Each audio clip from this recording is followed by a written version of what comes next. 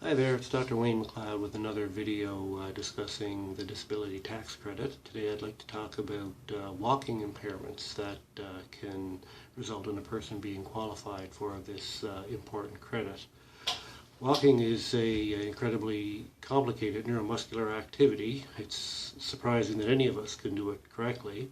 Between that and our aging population, it's no surprise that walking impairment is one of the more common ways that a person can be qualified for this credit. In fact, about 25 to 27% of all of the DTC applications come through because of the walking impairment.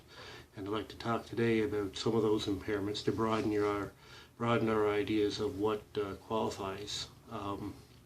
Patients who have strokes or vascular disease affecting their feet or legs are qualified for the credit on the basis of that.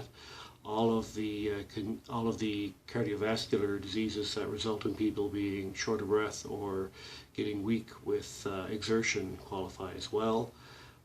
Neurological diseases such as Parkinson's disease or other neurodegenerative diseases also will qualify on the basis of walking being more difficult than it would be if the impairment wasn't present. In practical terms, that seems to be a person that takes 3 times as long as someone without an impairment to cover a certain distance, or if they are unable to walk.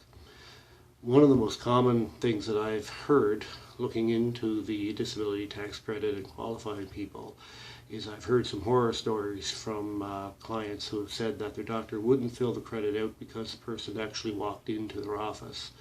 I'm finding more and more that physicians seem to be one of the biggest impediments to getting this credit covered.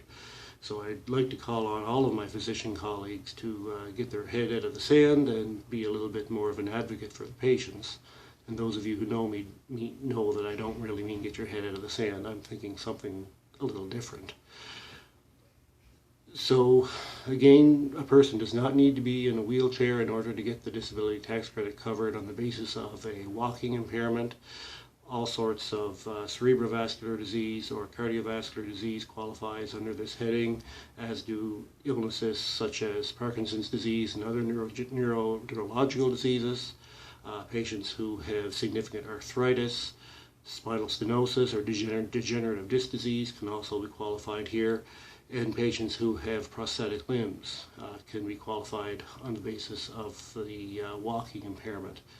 If you folks are finding these videos to be valuable, I would deeply appreciate a like and a share of the video, and perhaps subscribing to the YouTube channel that these are going on.